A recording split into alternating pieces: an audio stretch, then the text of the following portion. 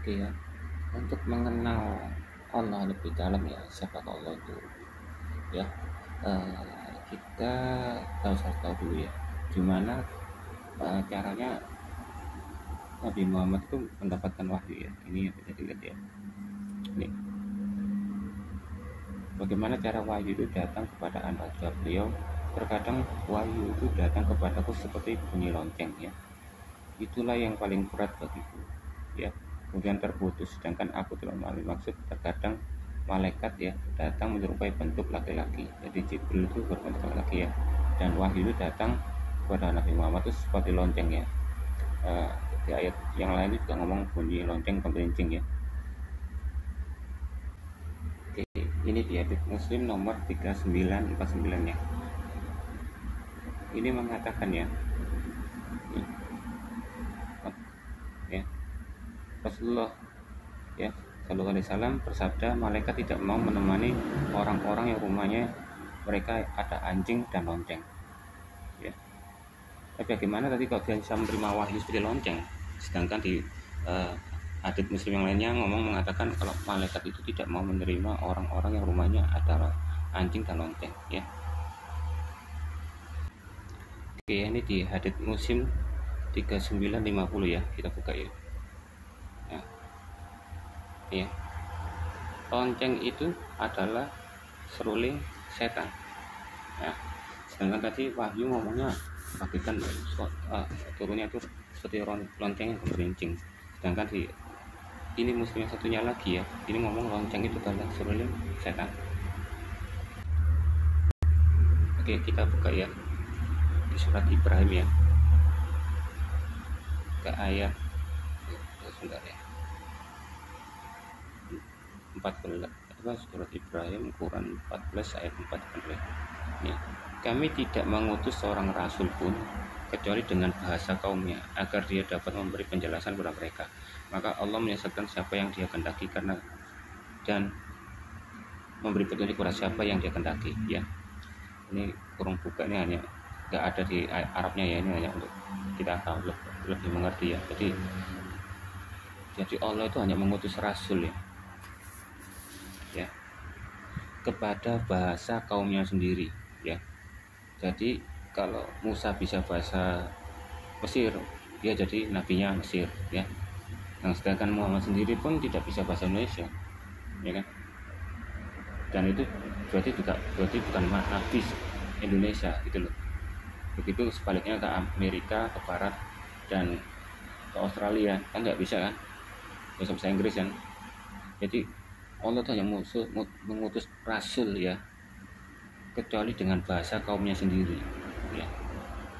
Dan Allah itu juga sifatnya Allah itu ya, dia menyesatkan siapa yang dia kehendaki dan memberi petunjuk kepada yang dia kehendaki. Jadi Allah ini Allah penyesat ya. Jadi istilahnya takdir ya.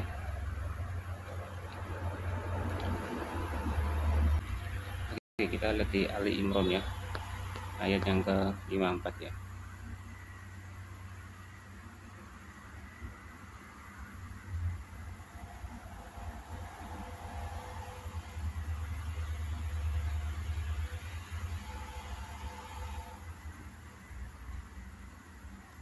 Ayat yang ke-54 ini ya. Dan mereka orang-orang kafir membuat tipu daya, maka Allah pun membalas tipu daya, dan Allah sebaik-baiknya membalas tipu daya. Ini mengatakan ya di Ali Imran ya, di 54 ya, bahwa Allah itu akan membalas tipu daya lagi, dan Allah tuh paling baik dan paling pintar dan paling cerdas dalam pembalasan tipu daya ya. Oke, kita ke At-Tirmizi ya, 3474 ya. Ini ya.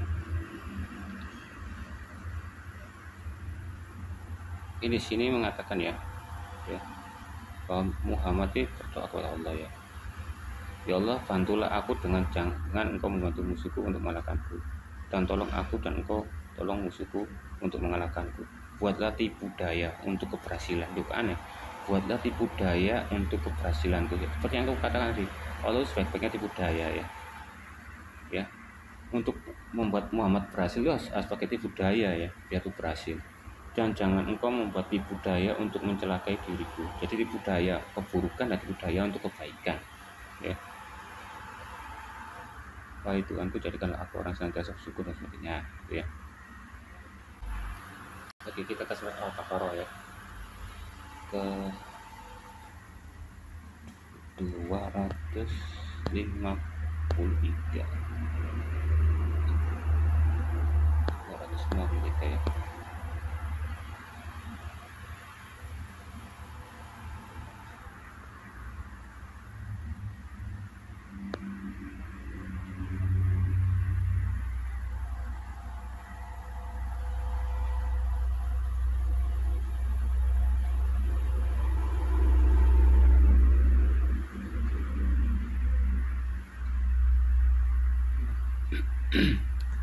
Al-Baqarah 253 ya. Ini ya.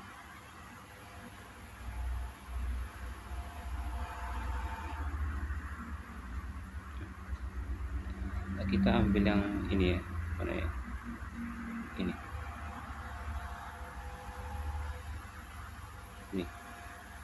Kalau Allah mengendaki, niscaya orang setelah mereka tidak akan bunuh-bunuhan, dan setelah bukti-bukti sampai kepada mereka tetapi mereka bersisi, maka di antara mereka yang akan beriman dan akan pula yang kafir.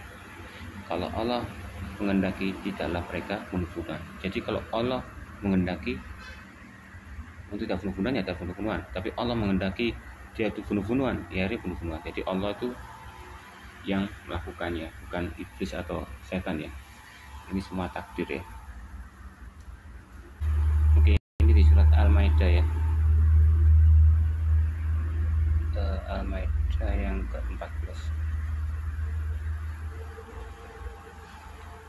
ya. Ini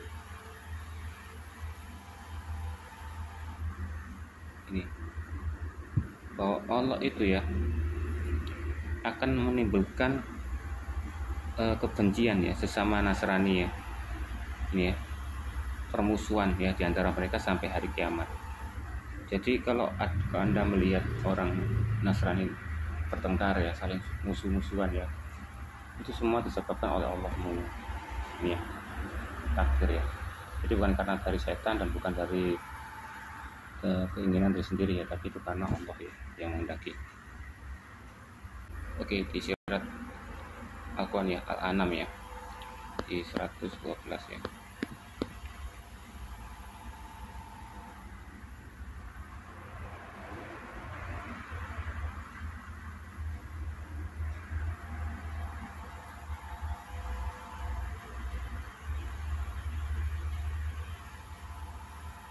Ini ya.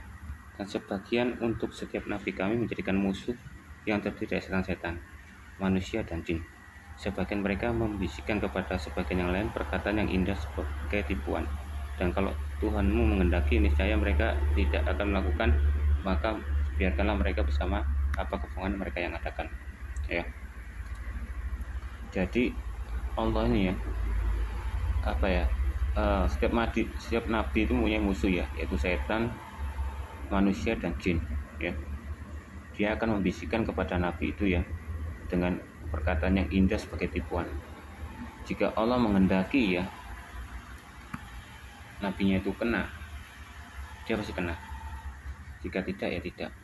Nah, misal pun kalau kena ya, kena rayuan bisikan setan, berarti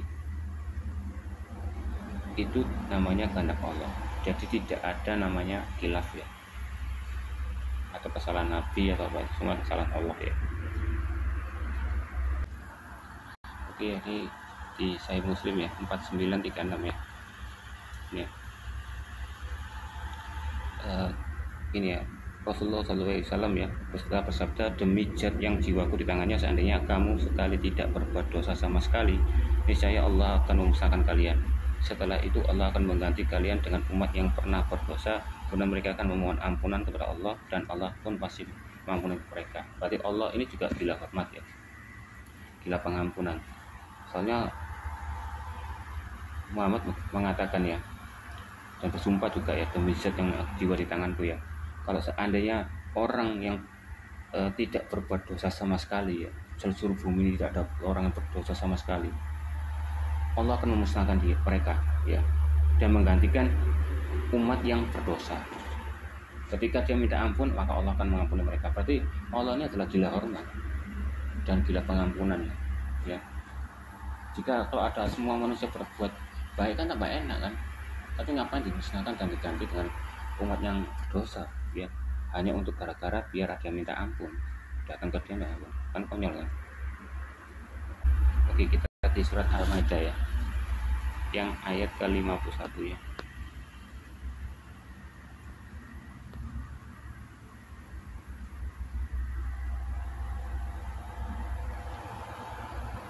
Ya. Wahai orang-orang yang beriman, janganlah kamu menjadikan orang Yahudi dan Nasrani sebagai teman setiamu, wali pelindung atau pemimpinmu, ya. Mereka sama sekali saling melindungi. Barang siapa di antara kamu menjadikan mereka teman setia, wali pelindung dan pemimpin, maka sesungguhnya dia termasuk golongan mereka. Sungguh Allah memberikan petunjuk kepada orang-orang. Jadi ya, Allah tidak mengendaki ya supaya orang Muslim itu bergaul dengan orang Yahudi dan Nasrani, apalagi jadi sahabat, teman, walimu, ya, wali keluarga walimu dan pelindungmu, ya, dan bahkan bosmu, pemimpinmu, ya. Ini ya, ini yang ayat Al-Maidah 51, kita ke Al-Maidah 81.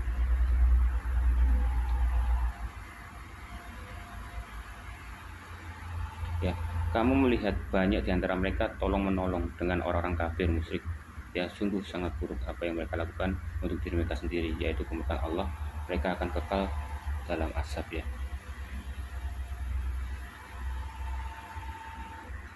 Jadi tidak boleh menolong orang kafir, ya. Ya. Itu musyrik. 81 ya, Allah juga ini ya. Allah berfirman kepada Muhammad ya, pada yang diturunkan padanya, niscaya mereka tidak akan menjadi orang musyrik itu sebagai teman setia, tapi banyak di antara mereka orang-orang fasik, ya. Tadi ya, itu kalau Allah ya, sifatnya Allah ya.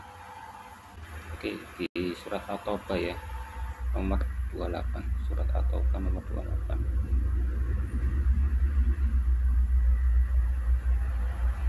Bentar.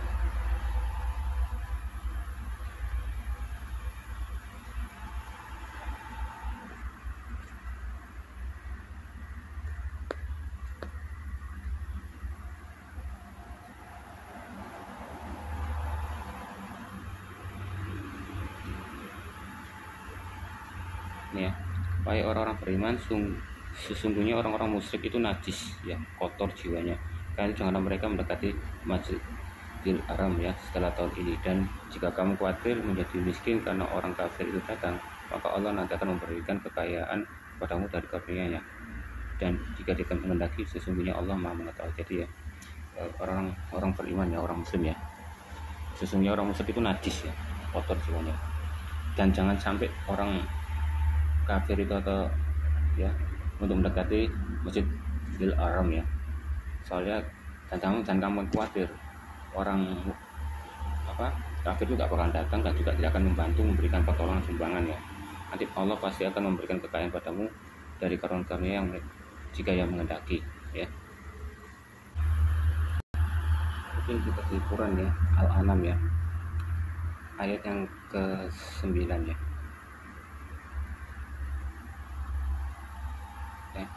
Ya. Dan sungguh beberapa rasul sebelumnya engkau Muhammad telah diperolokkan sehingga turunlah asap pada orang sorry yang ke-6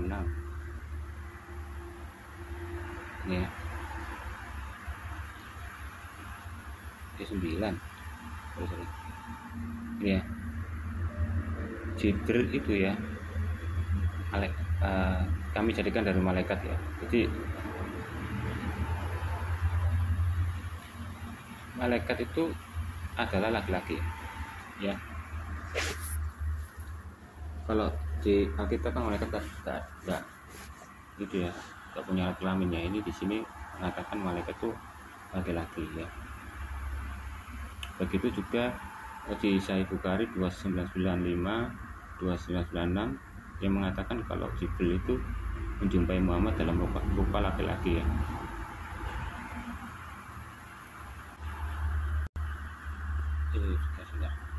Oke, ini di surat Fatir ya, ayat 1 ya.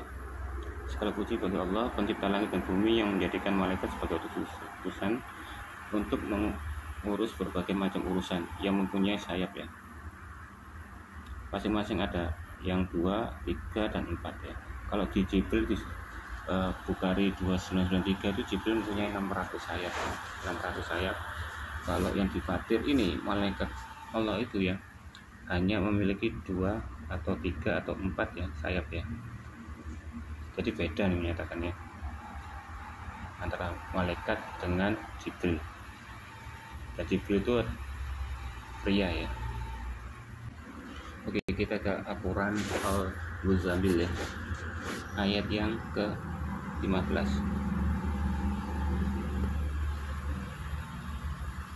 Ini ya. Sesungguhnya kami telah mengutus seorang Rasul Muhammad kepada kamu yang menjadi saksi terhadapmu, sebagaimana kami telah mengutus seorang Rasul kepada Firaun. Nah, ini menceritakan seorang Musa ya. Musa ini hebat ya. Musa ini bisa tahu Muhammad. Dan semua nabi-nabi di Al-Quran itu semua tahu Muhammad ya.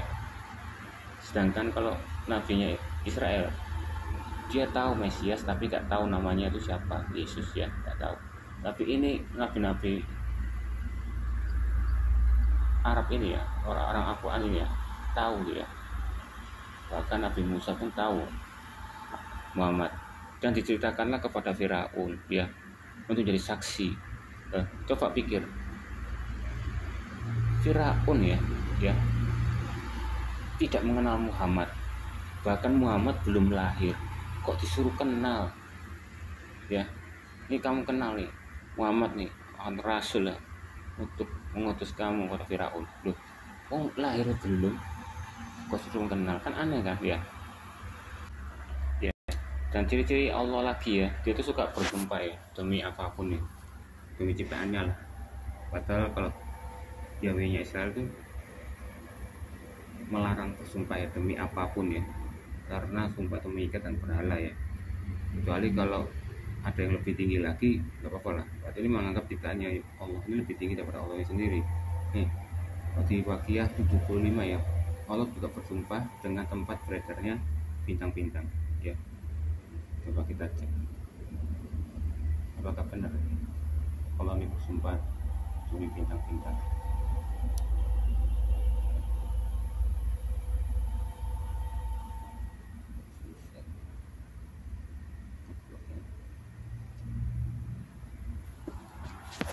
Ya.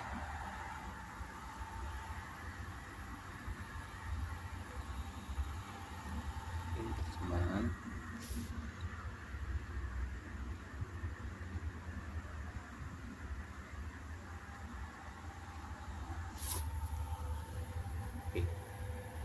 Aku bersumpah demi lokasi bintang-bintang. Jadi bintang itu selalu ada di lokasi masing-masing ya.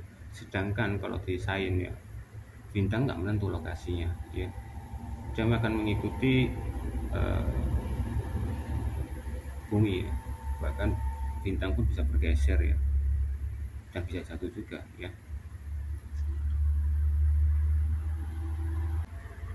Oke ya, kita ke surat Al-Maidah ya, yang 3 nih ya. Al-Maidah 3 ya. Ini mengatakan ya, memang diharamkan ya bangkai, darah, daging babi, daging hewan yang disembelih bukan atas nama Allah, yang tercekik, yang dipukul, yang jatuh, yang ditanduk, dan yang terkam binatang buas, kecuali yang sempat kamu sembelih jarawan pula ya.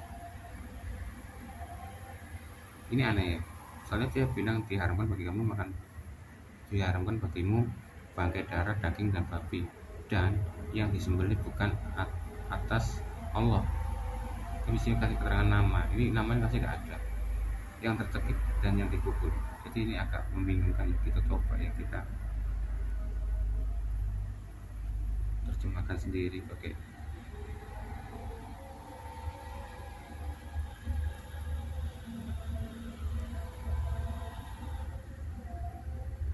apakah benar ya terjemahnya. Saya soalnya sudah menemukan ayat Al-Quran yang Arabnya itu sudah diganti ya. Misalnya ini Al-Maidah 3 ini.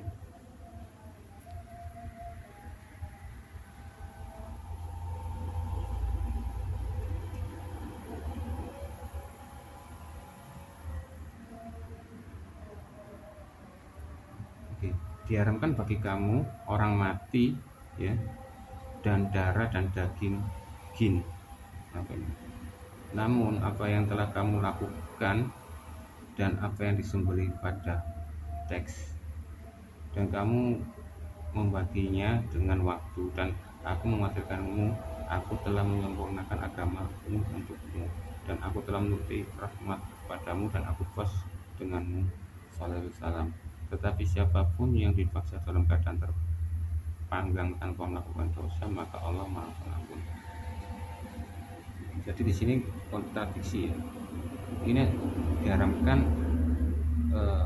ternyata ini daging orang mati ya, dan darah dan daging jin. Jinnya apa? Babi masa. Apa yang kamu telah lakukan dan apa yang disembelih sesuai dengan teks ini ya. Dan kamu membagikannya dengan waktu. Dan aku mengatakanmu, aku telah menyempurnakan agama untukmu, dan aku telah memenuhi rahmatku padamu. Aku puas denganmu. Sallallahu alaihi wasallam. Tapi siapapun yang dipaksa tanpa dan terpanggang dan melakukan dosa, maka Allah Maha Pengampun. Beda ya. Coba kita katakan di Inggris. The dead ya kan, betul kan? The dead and the blood were forbidden for you, ya. And the meat of the jinn. Jin itu berarti ya sih, jin itu berarti ya ini jin. However, what you have seen and what is slaughtered on the text, and you divide them with the time, and I fear for you, I have complete provision for you. Jadi ini bukan tentang daging dan babi ya, dan darah daging babi ya. Ini tentang daging orang mati ya. Dan sini jin ya, JIN ini jin. Berarti memakan darah dan daging jin gitu loh. Jadi dengan konsepnya tadi kan ada itu babi ya. Nah ini diharamkan bagimu makan bangkai, darah dan daging babi ya, dan daging hewan. Berarti ini sudah terjemahannya sudah berganti.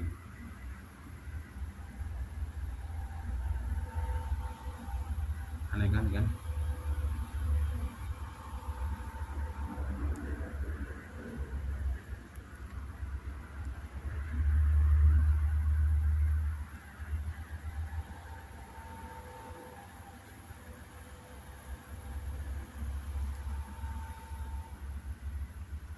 Bisa ya, jadi itu tadi ya, kontradiksi ya. Ternyata itu adalah daging. Ini coba ya kita yang nomor 3 ini, biar kita bisa nyambung benar apa enggak.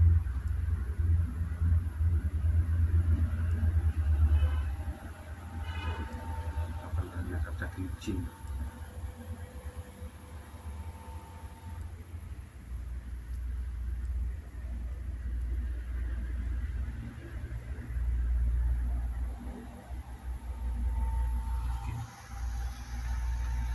Mereka bertanya padamu, apa yang halal bagi mereka? Kata-kata kebaikan, apa yang halal bagimu? Dan apa yang kamu ketahui tentang mangsanya? Kamu ajari mereka dari apa yang telah Allah ajarkan padamu. Maka makanlah dari apa yang telah mereka lakukan, dan sebutkanlah nama Allah di atasnya. Jadi ini dihalalkan ya, atas pakai nama Allah ya.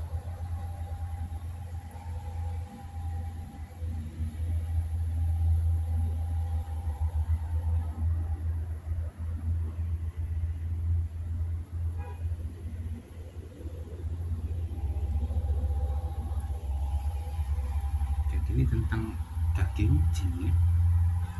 Ini daging jin dimakan. Ini ayat 6. Susah ya.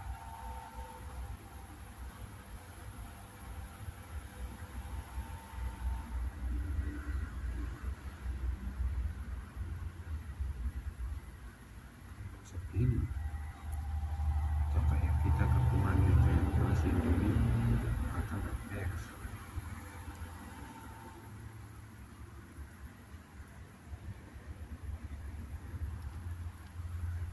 Al-Maidah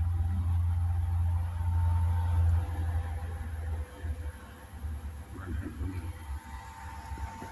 sini dulu guys, kita Al-Maidah ketiga ya.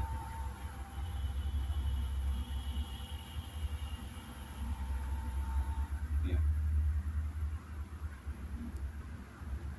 coba ini.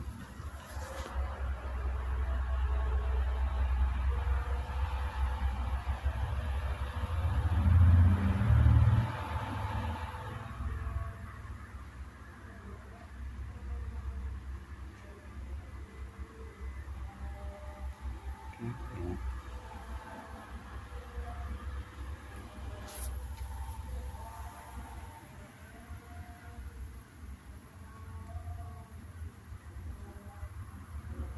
Aku tak apa aja.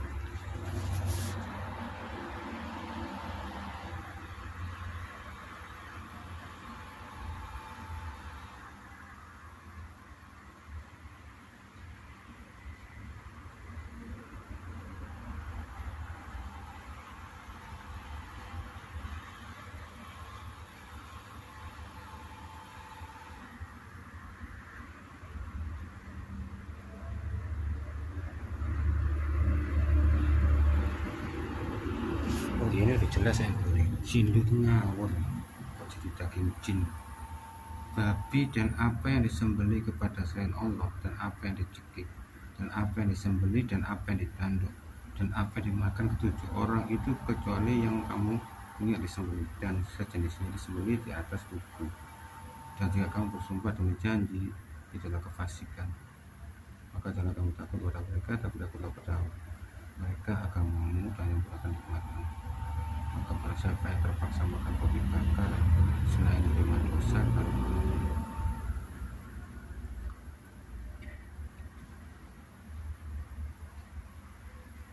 jadi di sini ini ya, babi sempat disembelih ya, babi dan apa yang disembelih kepada selain Allah ya, dan apa yang dicekik, dan apa yang disembelih, dan apa yang ditanduk, dan apa yang dimakan ketujuh orang itu, kecuali yang kamu punya disembelih, sejenis disembelih di atas tubuh. Dan jika kamu bersumpah demi janji, itulah kepastikan pada hari ini orang-orang kafir telah berputus asa terhadap agamamu. Maka janganlah kamu takut kepada mereka, tapi takutlah kepada mereka agamamu dan mencurahkan nikmatku atasmu dan telah meridhoimu Islam sebagai kamu. Maka barang siapa yang terpaksa makan roti bakar selain menerima dosa, dan Allah Maha Pengampun. Jadi ini ya, makan babi itu nggak apa-apa ya, tapi kecuali kalau kamu itu terpaksa ya. Kalau di terjemahannya sendiri pun ini ngomongnya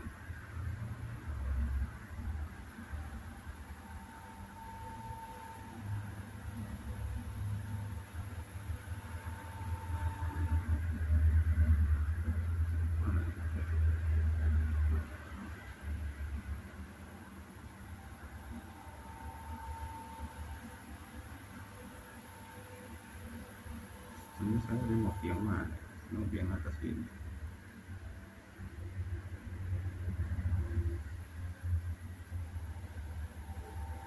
Berarti harus mau yang di sini ya.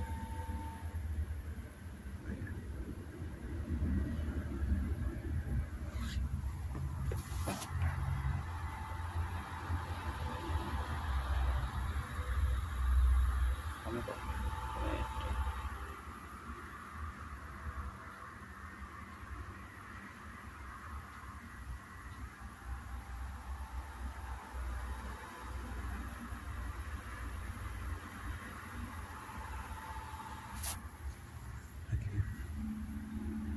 apa yang halal bagi mereka katakanlah kebaikan apa yang halal bagimu, dan apa saja yang kamu ketahui tentang mangsanya kamu ajari mereka dari apa yang telah Allah ajarkan padamu, maka makanlah dari apa yang mereka lakukan kamu, dan sebutkanlah nama Allah di atasnya. Jadi semua itu bisa halal ya, ya sudah katakan aja dengan cara menyebutkan nama Allah di atasnya ya. Jadi apa yang halal bagi mereka katakanlah kebaikan apa yang halal bagimu, dan apa yang kamu ketahui tentang mereka tentang bangsanya kamu ajari mereka dari apa yang telah ajar Allah ajarkan kepadamu, maka makanlah dari apa yang mereka lakukan. Jadi makanlah ya dari apa yang mereka lakukan. Jadi orangnya ikut makan babi, kamu ikut makan babi, tapi sebutkanlah nama Allah di atasnya, bertakwalah kepada Allah ya. Oke, ini di surat Al-Baqarah ya, Al-Baqarah 106 ya.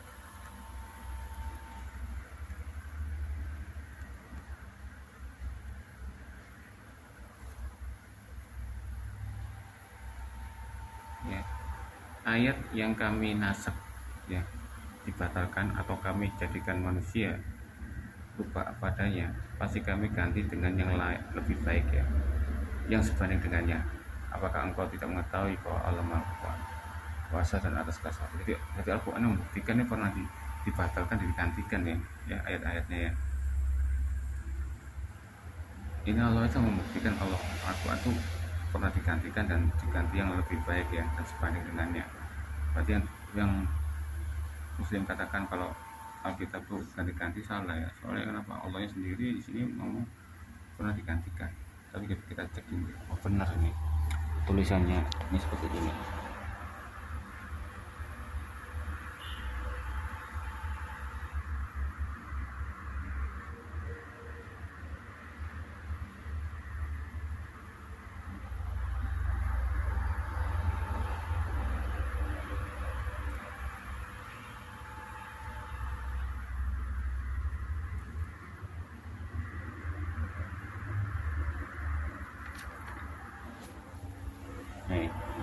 Kami tidak membatalkan satu ayat pun ya, atau menjadikannya lupa. Kami tidak membawa sesuatu yang lebih baik darinya atau sesuatu yang serupa dengannya.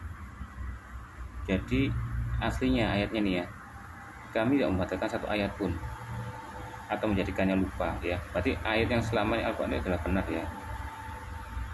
Kami tidak membawa sesuatu yang lebih baik darinya atau sesuatu yang serupa dengannya. Nah, ini kata-kata kami ini adalah Allah ini tunggal ya. Berarti ini beda ya. Ini membuktikan bahwa Al-Quran ini tidak dirubah ya.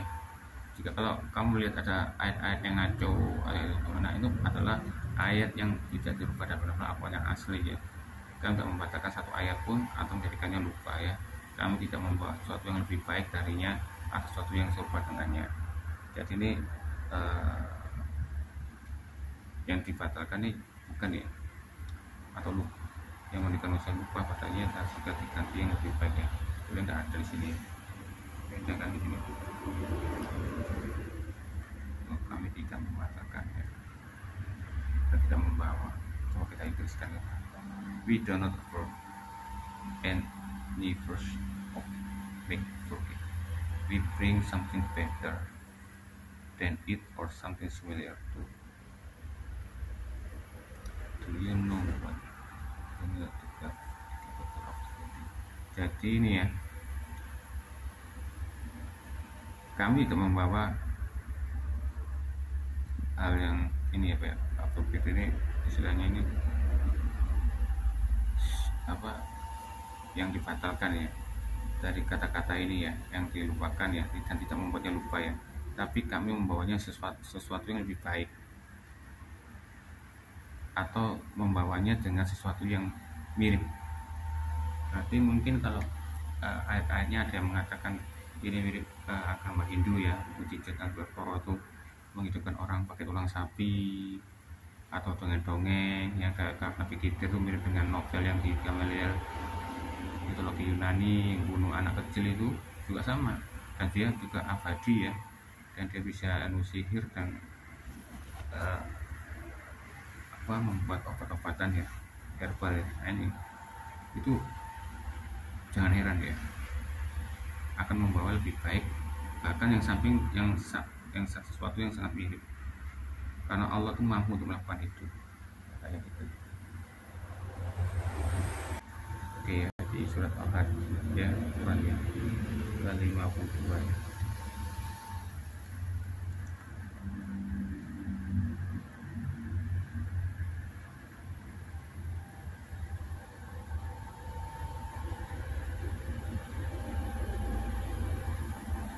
Ya, kami tidak mengutus seorang rasul dan tidak pula seorang nabi sebelum engkau Nabi Muhammad, kecuali apabila dia mempunyai suatu keinginan, setan pun memasukkan perbuatannya dalam keinginannya, lalu Allah menghapuskan apa yang dimaksudkan setan.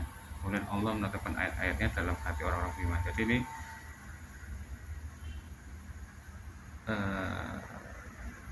setan pun akan memasukkan perbuatannya ke dalam dirinya sendiri ya, keinginan. Tapi Allah menghapus keinginannya setan untuk menjolimi diri sendiri itu, yang dimaksudkan setan itu ya hilangkan ya.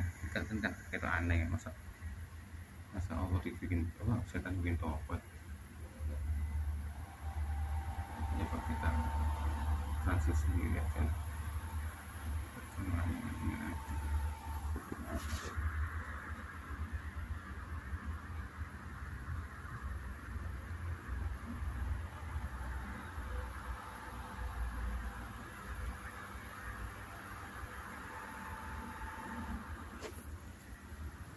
Ini kita lihat aslinya. Dan kami tidak mengutus sebelum kamu seorang rasul atau seorang nabi, melainkan jika dia menghendaki maka setan mengabulkan keinginannya.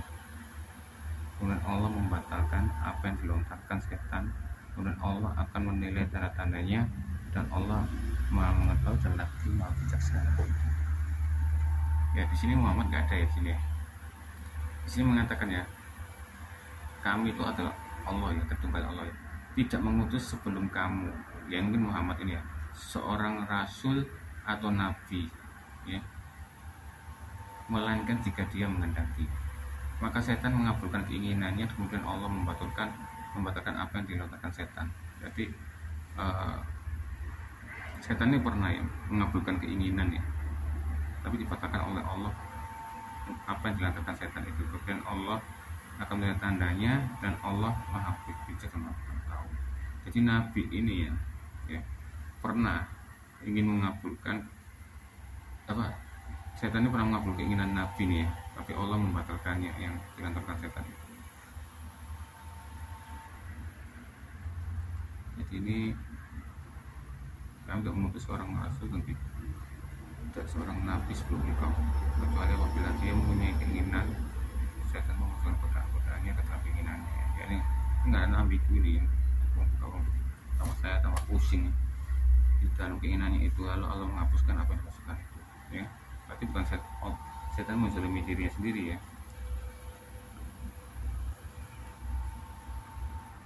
Kita setan lebih bagus. And we did not send before you any messenger of the prophet, except that when we something to this.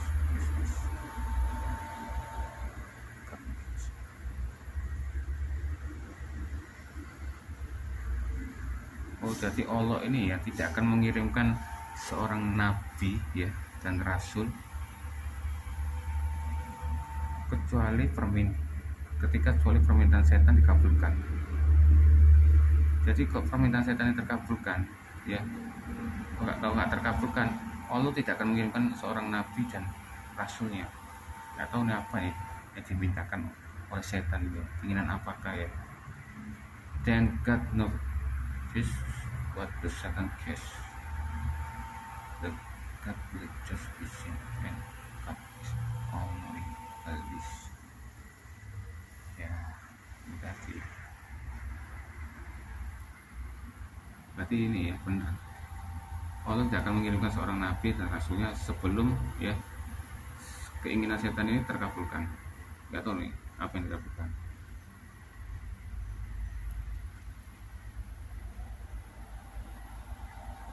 Dan Allah akan menghakimi dengan tandanya, karena Allah Maha Mengetahui dan Bijaksana. Nah, ini artinya salah ini. Berarti kami akan mengutus rasul dan nabi sebelum engkau ya, kecuali apabila dia mempunyai suatu keinginan ya, berarti keinginan setan tadi ya dikabulkan itu bukan menghapus yang dimasukkan setan itu enggak. Keinginan setan itu akan kalau akan terkabul ya dikabul oleh Allah, maka dia akan terkabul, akan tidak mengutus setan, tidak mengutus nabi dan rasul-rasulnya. Tapi kalau setan itu keinginannya terkabulkan, maka Allah akan mengirimkan seorang nabi dan rasul. Nggak tahu keinginan apa kayaknya. Dari surat Al-An'am ya, surat Al-An'am Quran surat 93.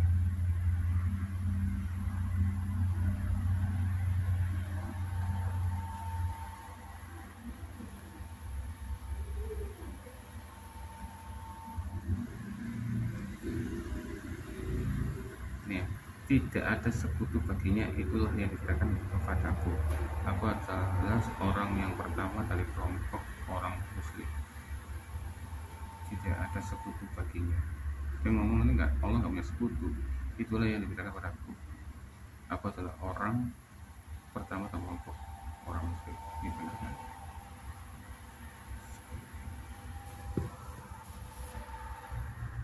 Tidak mungkin Allah nggak punya sekutu, karena yang lain ngomong-ngomong Allah itu punya sekutu. Cek kalian pertimbangan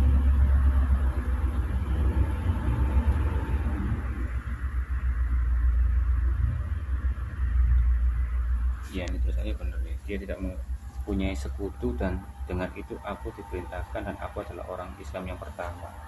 Berarti Muhammad itu orang Islam yang pertama ya. Jadi yang mengaku kalau nabi-nabi Israel itu orang Islam salah ya. Ini sendiri Muhammad mengakui dia adalah orang Islam yang pertama. Saya jadikan bahasa Inggris. He has no partner, and with that I was command, and I was the first of the Muslim. Kan? Muhammad mengakui itu ya. Pertama Allah nggak punya partner ya. Dan with that I was command. Jadi diperintahkan dan akulah Muslim yang pertama kali. Oke, ini surat Al-An'am ya. Al-An'am ini kita lihat ke 101.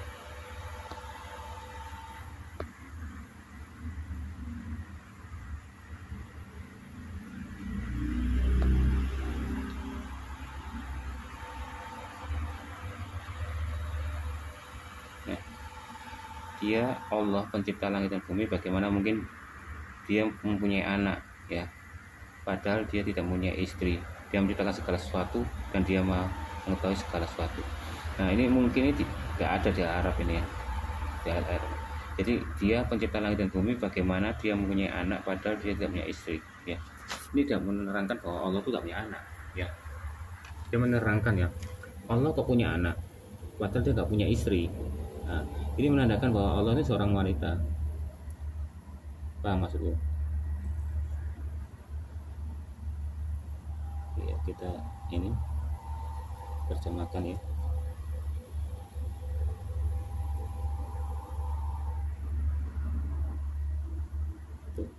Pencipta langit dan bumi, bagaimana dia dapat mempunyai anak ya. Seorang pencipta langit dan bumi mempunyai anak padahal dia tidak punya sahabat, dan dialah yang menciptakan segala sesuatu dan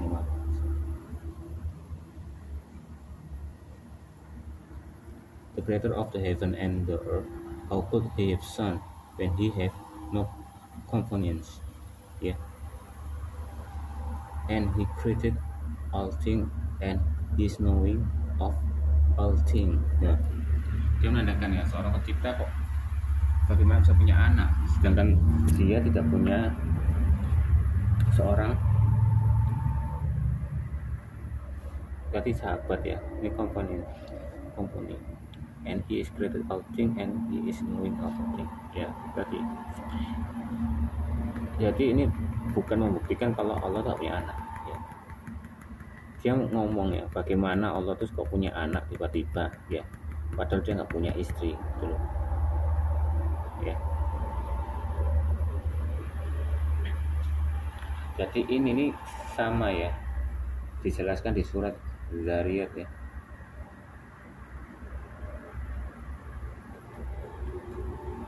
Di surat Zariyat nih ya. Nah, ini Zariyat ini ya, sini kan tulisannya Allah bersumpah demi angin yang menerbangkan debu dan demi awan yang mengandung muatan hujan dan demi kapal-kapal. Ini nggak masuk akal. Ini hanya tipuan ini kebanyakan saya. Ini kan saya copy ya. Angin kalau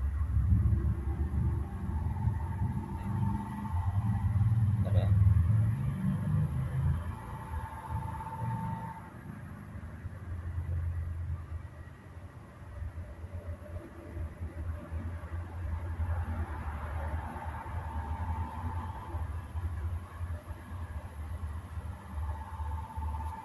Ini agak ini.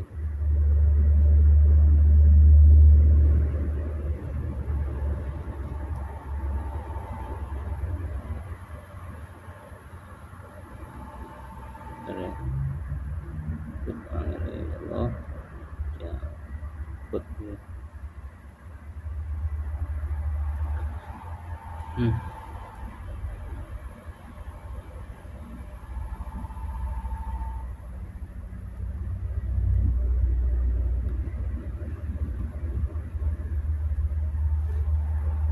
Oke ya.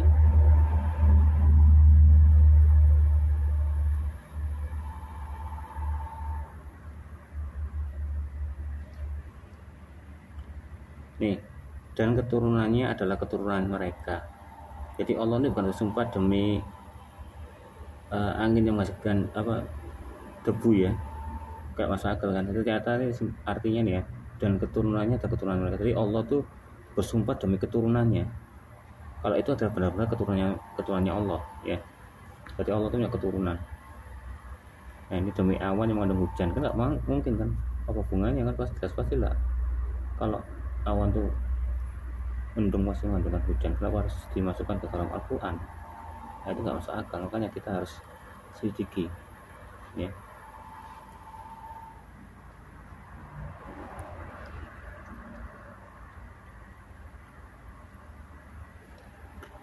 Nah, jadi kehamilan yang berat. Jadi Allah ini pernah hamil ya. Waktu dia itu bersumpah demi kehamilannya yang berat ya. Jadi yang ini ya, demi kapal-kapal yang maju.